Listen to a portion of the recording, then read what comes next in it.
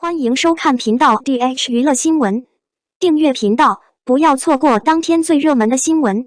我们今天的时事通讯涵盖以下内容：杨紫被以整容，全脸僵硬浮肿，网友硅胶都要溢出来了。说到当红90后小花旦，杨紫必然榜上有名。杨紫1992年出生于北京房山区，毕业于北京电影学院。一说到杨紫，可能很多人都会联想到那部经典情景剧《家有儿女》。杨紫也算是童星出身，或许很多网友觉得杨紫出演的第一部电视剧就是《家有儿女》，其实在1999年杨紫就已经出演了电视剧《如此出山》。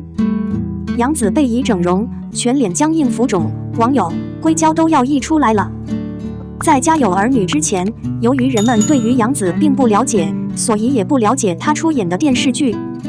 可是饰演了一部《家有儿女》之后，杨紫又消失在了娱乐圈里，因为当时她正是学业比较紧张的阶段，所以暂时放弃了演艺事业，投入到学业当中。大学毕业之后，杨紫才频繁地出现在娱乐圈里。虽然杨紫在娱乐圈里的人气是可圈可点的，但是她长着一张娃娃脸，再加上额头比较大，所以荧屏前的杨紫往往都会用厚厚的刘海来遮挡。因此这就跟娱乐圈里那些气质女明星相比，气势稍微差一点。尽管如此，杨紫仍然凭借精湛的演技和超强的敬业精神，在娱乐圈里拥有了一席之地。前段时间杨紫做客网红董先生的直播间，随后也流露出了很多照片，从而引起了网友们的热议。照片中杨紫穿着牛仔外套，戴着黑色贝雷帽，呈现出一副活泼女孩的形象。但是细心的网友们仍然发现，直播滤镜开得非常明显，而且给人一种虚化不真实的感觉。可是即便滤镜已经开得很大了，杨紫的面部仍然有略微的浮肿感，甚至还有的网友夸张地说，硅胶都要溢出来了。关于杨紫整容的说法曾经出现过很大的讨论，因为杨紫在《家有儿女》中的形象是一个活泼的小女孩，脸上肉嘟嘟的。可是长大之后再次出现在镜头里面，却看起来精致了很多，因此这也不得不引起网友们的质疑。虽然关于整容这件事情，杨紫没有正面回应，但是在网络上仍然有很多类似的说法。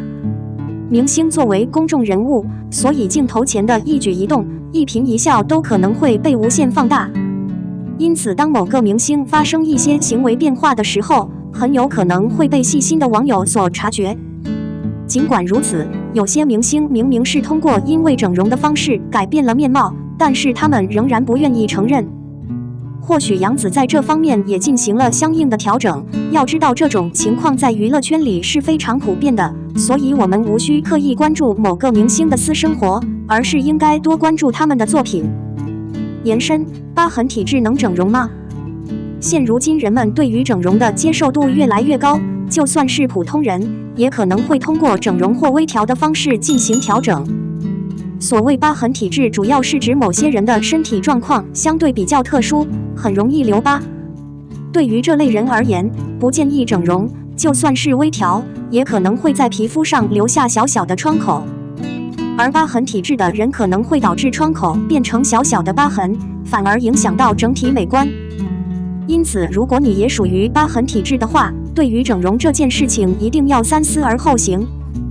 02龚俊30岁生日悠闲度假，评论区仍被 CP 粉占领，两位挚友无动静。11月29日是龚俊30岁生日，龚俊本人晒出一张照片和粉丝道早安。龚俊晒出一张窗外的景色图，外面青山绿水，环境宜人，正是度假好去处。龚俊虽未露面，但不难猜测这正是他30岁生日的度假地。除了龚俊，工作室也卡点为龚俊庆生。他称龚俊岁至而立的这一年是极具戏剧性的一年，希望他能不忘出新地表演，纯粹随心地生活，自由地追求一切你所爱的事物。都说30而立，纵观龚俊这一年来交出的成绩单，显然对得上这份期许。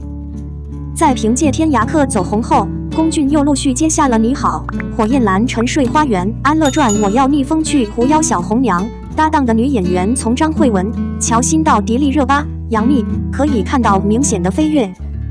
与此同时，她的综艺和商务也双双不落。在生日前一天还登上新视线 Wonderland 12月刊封面，事业稳步上升。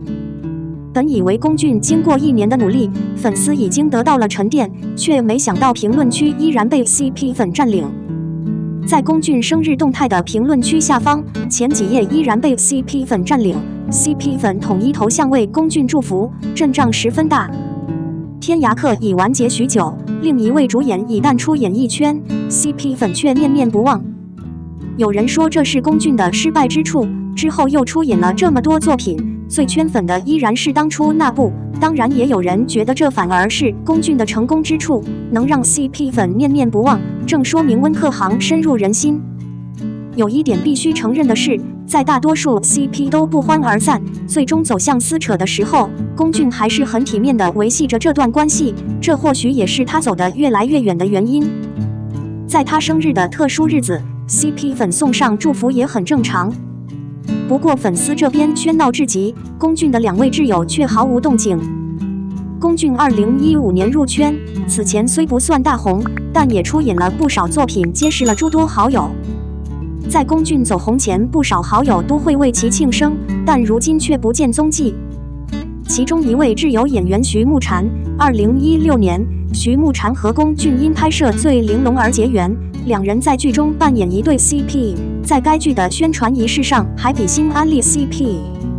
之后，徐慕禅在2017年和2018年连续2年为龚俊庆生，还称呼他为世界上最好的龚俊帅气的小兄弟。2019年，徐慕禅还发文为龚俊宣传《看见味道的你》，但这份联系在2020年后便戛然而止，2人似乎再无交集。龚俊的另一位挚友则是周雨彤。2019年年底，龚俊和周雨彤合作的《从结婚开始恋爱》开机，2人经过几个月的拍摄成为好友。之后，龚俊为周雨彤庆生，在其生日当天送上印有自己照片的喷火蛋糕，周雨彤也礼尚往来，在龚俊生日那天送上一本斗地主教材，互动十分欢乐。可惜的是，2人的互动在从结婚开始恋爱完结后便戛然而止，如今更似乎毫无交集。这次龚俊生日，2位昔日挚友没有动静，似乎也能理解，大家因缘际会又各自忙于自己的事业。虽然如今或许没有联系，但当初彼此成长的岁月一定记在心间，祝福他们都越来越好。03高伟光夜晚探班身材曼妙粉衣美女，原来竟是孟子义。《射雕英雄传》又被翻拍啦，由高伟光出演吸毒欧阳锋，周一围出演黄药师。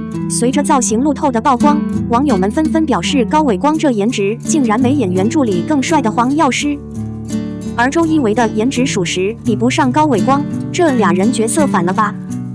某晚，小燕在片场偶遇了高伟光，高伟光梳着黑色半长卷发，一身白衣，正是欧阳锋的造型。此时他正在助理的陪同下大步前行，对面一个女子迎面走来，一身粉色古装，发髻高耸，身材婀娜曲线曼妙，正是在另一个剧组拍摄的孟子义。原来高伟光是去探班孟子义。